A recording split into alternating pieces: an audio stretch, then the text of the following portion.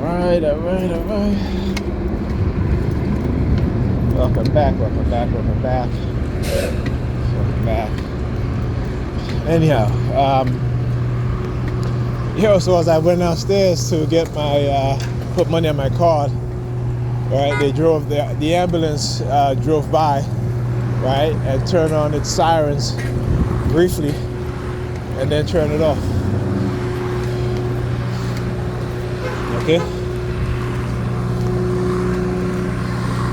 So anyhow,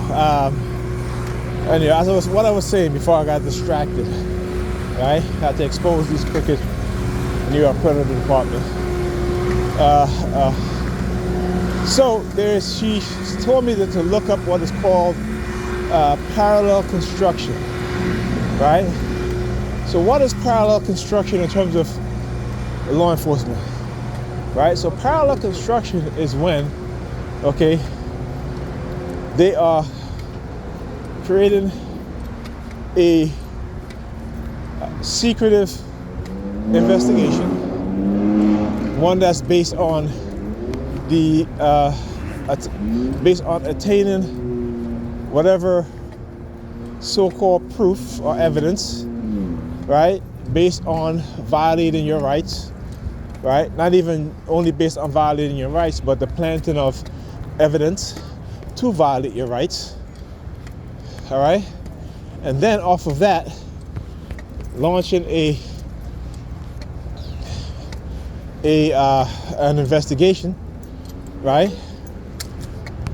Based off of the illegally ascertained evidence or planted evidence, right? So they can carry out a legal investigation. So that's parallel construction. And this is so rampant in America. You know, many of us would like to believe that these things don't happen. Again, particularly as a black person, particularly within our community, within black communities, right? They They love to believe that this gun, I'm telling you, you know, I have to, you know, it's not funny, but it's just, you know, ridiculously hilarious, I should say, right?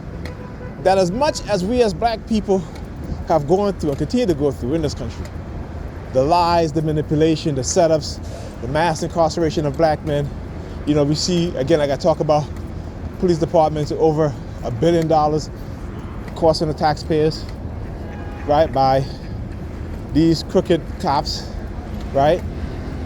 And here's the thing, right? Even within the police, the predator enforcement agencies, right? You have police officers, and I'll call them police officers because they're the good cops, right? Who blow the whistle on corruption in the department, on the force. And what do? Right? They try to criminalize these officers. They institutionalize them by labeling them as crazy and have a mental illness in order to discredit them. Yeah. Right? So we see this happen. We see this, and we know. But yet we still want to believe that police don't do such things. You know, it's like I told you, one of my brothers, man, you know, my neighbor,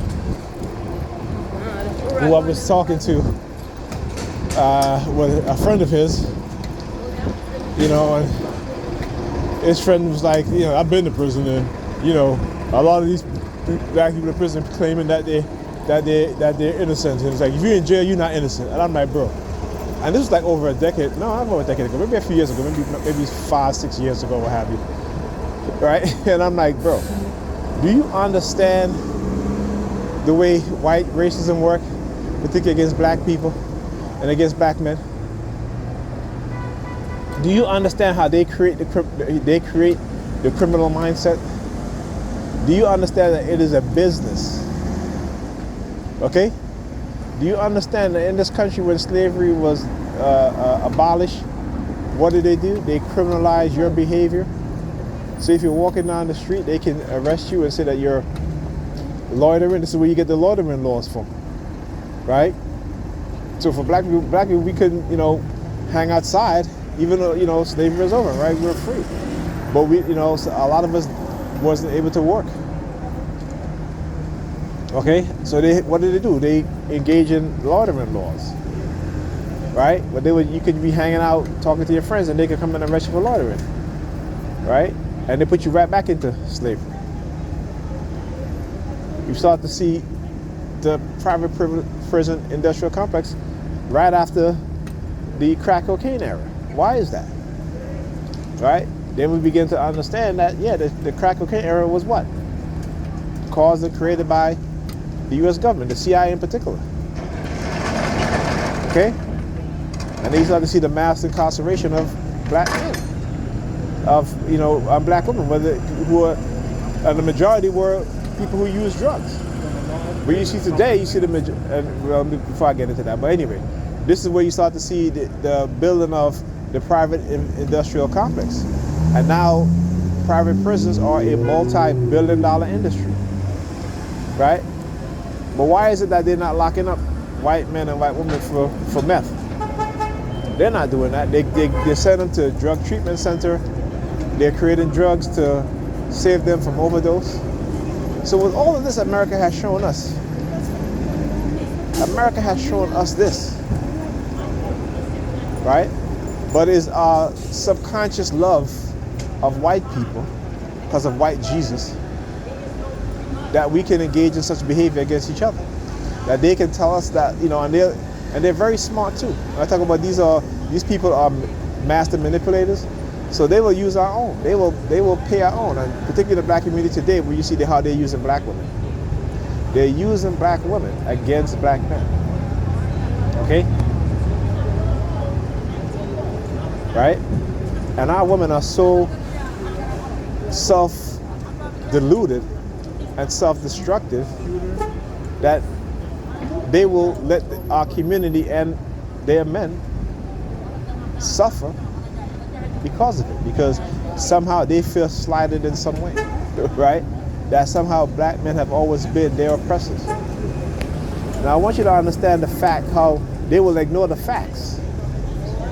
But when you see a white man go on YouTube and he claims that this and that and that, they will give him hundreds of millions of likes. Whereas a black man or a black woman who's speaking the truth, they will ignore. All right? This conditioning is built deep into our subconscious that we can't even identify the conditioning. That we just act because of that condition. And we don't think. Right? So let's move on to another subject. So there's been a recent study from the New England Journal of Medicine that shows that when people who got COVID, right, that it ages the brain 20 years. Like, let's say if you're 40, your brain will function as a 60-year-old, right? Not also that, but there's been a 10% drop in IQ for people who have contracted COVID, right? So I always talk about that, right? That we need to protect ourselves because we don't know the long-term effect of COVID. And particularly black people, when COVID was happening, they had this thing, oh, well, we're melanated and we're not going to get COVID. That's lies, and they were getting us to push those sort of lies to each other so that we won't protect ourselves. Okay? And when you look at the black population who suffer the most in terms of asthma, right? Well, if you get COVID, right, and you have asthma, you're going to have some serious complication going forward. Right? And again, children, it's a lot safer for children because children's brain has not been developed to where COVID affects them as it affects adults. Okay? But as black people, we should be taking our vitamin C's, our vitamin D, especially vitamin D. Right? Our fish oils, omega-3s. Right? So for me, I take these things and they know that I understand what's going on. I give my kids those things. Vitamin D, I'll give them, supplements to help improve their memory, their brain functions. Because not only have we have to worry about COVID, but we also have to worry about the radio and microwave frequency being used against us. But I'm the crazy guy. The people that know is the ones that they always call crazy. Because you know why? right? The elites have created a society and cultures in which they can dumb us down and turn us against each other.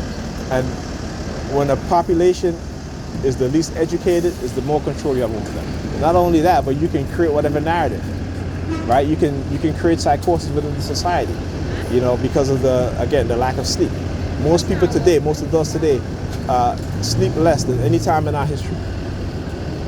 Why? Because again, microwave and radio wave frequency. Okay? And again, I talk about what law enforcement has been doing. Running covert psychological operation, running covert operation in our communities. Okay? And because again, they've manipulated us, and particularly black women, right? That they've created a very misandrous mindset in the minds of black women, where they're the only group of women talk about they don't need no men. But now what do you see? Now you start to see white women in the white community are exhibiting the same sort of mindset.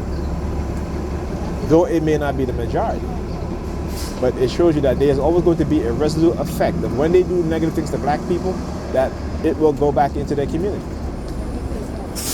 All right? But let's see, actually, we can see how they're shutting these young white women down. The white community is doing it, and particularly white women are doing it. Right? You see white psychologists talking about this stuff, telling white women that they need men, right? And bringing them back into the realistic mindset. But in our community, black community, right, is to continue to perpetuate a highly delusional mindset amongst our women and our men too, but more so within our women, because women are more easily manipulated. You can manipulate them with things, money, status-wise, because they understand the hypergamous mindset of women. That is a natural thing. Okay? So when they understand the science, the behavioral science, the psychology, the behavioral psychology, the chemistry, they are expert at these things. They are very meticulous in how they attack us. And we need to understand that. Talk to you guys in the next video.